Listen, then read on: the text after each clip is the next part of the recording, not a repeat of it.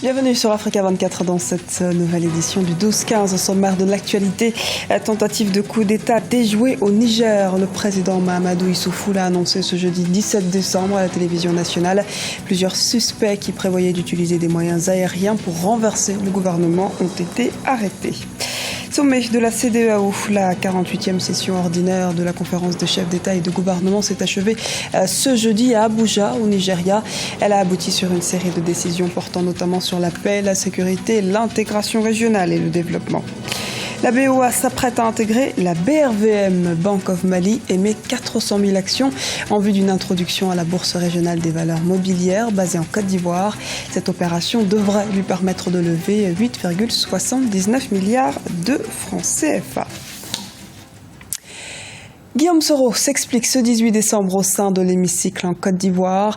Le président de l'Assemblée nationale s'adressera à la population à l'occasion de la clôture de la session ordinaire. Outre les questions parlementaires, le mandat d'amener délivré à son encontre en France et l'affaire dite des écoutes téléphoniques entre lui et Djibril Bassolé pourrait être également évoqué. Le Premier ministre de la transition burkinabé, Isaac Yacouba Zida, a affirmé que l'enregistrement est authentique. Tentative de coup d'État déjouée au Niger. Ces révélations ont eu lieu ce jeudi, à 2 mois du scrutin présidentiel de février 2016 et en plein blocage politique au vu de l'opposition qui s'est retirée de l'audit du fichier électoral. L'opposition se dit d'ailleurs sceptique et attend des preuves pour pouvoir prendre au sérieux cette nouvelle affaire. Réaction de Ousseini Salatou, l'un des porte-parole du FPR, la coalition de l'opposition nigérienne. La question qui est à l'ordre du jour aujourd'hui, qui divise la classe politique nigérienne, c'est la question de l'audit du fichier électoral. Le gouvernement veut faire un passage en face. La CEDEAO a envoyé une délégation pour concilier les deux positions. Le gouvernement a refusé. Et aujourd'hui, il faut aller trouver quelque chose pour détourner l'attention des Nigériens et de la communauté internationale. C'est dans ce cadre-là que nous estimons que ça rentre cet énième coup d'État. Nous attendons en tout cas que l'enquête soit menée. Mais d'ores et déjà, nous pouvons dire que nous sommes très sceptiques parce que ce n'est pas la première fois que ces genres de complots-là ont été relevés à la face du monde, mais il n'y a jamais eu de résultat de l'enquête. Donc pour nous, vraiment, c'est un non-événement.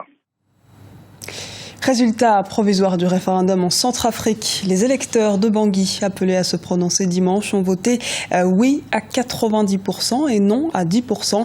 Le taux de participation se situe, lui, aux alentours de 30%, selon les tendances annoncées jeudi par l'autorité nationale des élections. Rappelons que près de 2 millions de Centrafricains étaient appelés pour cette première étape test avant la présidentielle et les législatives du 27 décembre. 48e sommet des chefs d'État et de gouvernement de la communauté économique des États d'Afrique de l'Ouest. L'événement s'est tenu les 16 et 17 décembre au Nigeria. Quelles ont été les conclusions et décisions finales? Élément de réponse avec notre correspondante au Nigeria, Afolake Olinloye, commenté par Birama Saunera. Le 48e sommet des chefs d'État et de gouvernement de la CEDEAO, tenu à Abuja au Nigeria les 16 et 17 décembre, a abordé entre autres les questions d'intégration, de développement et celles relatives à la paix et la démocratie. Sur ce plan, le sommet exhorte les nouvelles autorités burkinabées à poursuivre le processus de réforme du secteur de la défense et de sécurité. Les chefs d'État et de gouvernement lancent un appel à l'endroit des autorités bissau-guinéennes afin qu'elles prennent toutes les dispositions pour accélérer le processus de révision de la Constitution. Pour ce qui est des questions d'intégration, la conférence souligne la nécessité d'accélérer le processus de création du marché commun. Elle salue aussi l'adoption de l'accord de Paris sur le climat. À propos des conséquences du changement climatique, nous devons continuer à coordonner nos actions avec d'autres pays africains, y compris l'Union africaine. Nous devons réduire le changement climatique sans compromettre notre volonté d'aller vers le développement industriel. Aujourd'hui, dans l'espace CEDEAO, le processus d'intégration est en passe de franchir un nouveau pas, celui de la citoyenneté commune. Nous pouvons être fiers de notre communauté, malgré les nombreuses crises que nous avons traversées. Nous avons encore franchi une autre étape du processus de notre intégration économique et politique, qui est celle de l'adoption de la carte d'identité biométrique de la CEDEAO. Ce sera la même carte pour tous les citoyens de la CEDEAO. Ces cartes seront émises à partir de janvier 2016. Ce sommet coïncide avec le 40e anniversaire de la création de l'organisation. Occasion pour les chefs d'État de décerner une plaque commémorative aux anciens présidents nigérians Yakubu Gowon et togolais Gnassingbé Eyadema, en reconnaissance de leur contribution en tant que père fondateur de la CEDEAO. Mission africaine de prévention et de protection au Burundi. Le Conseil de paix et de sécurité de l'Union africaine propose d'envoyer une force de maintien de la paix de 5000 hommes pour la protection des civils. L'Union africaine a décidé d'invoquer pour la première fois l'article 4 de sa charte qui lui donne le droit d'intervenir dans un État membre dans de graves circonstances, à savoir en cas de crimes de guerre, de crimes contre l'humanité et de génocide. La proposition de l'UA, qui est encore en stade de projet, devra obtenir l'aval du Conseil de sécurité des Nations Unies qui estime qu'au moins 400 personnes sont décédées dans les violences au Burundi depuis avril 2015. Je vous le disais en titre, Bank of Africa Mali sera la première entreprise du pays à entrer à la bourse des valeurs mobilières d'Abidjan. Elle devrait y retrouver 5 autres filiales du groupe déjà cotées à la BRVM. Les précisions d'Olivia Yéré-Dobré. Pour le Mali, il s'agit d'un grand moment. La filiale au Mali du groupe bancaire panafricain Bank of Africa a annoncé une ouverture de son capital. Ceci en vue d'une introduction à la cote de la bourse régionale des valeurs mobilières de l'UEMOA courant 2016. L'entrée en bourse de Bank of Africa Mali était quelque peu attendue. Il y a un mouvement chez les banques africaines depuis quelques années qui vise à s'étendre sur le continent. C'est le cas de Bank of Africa.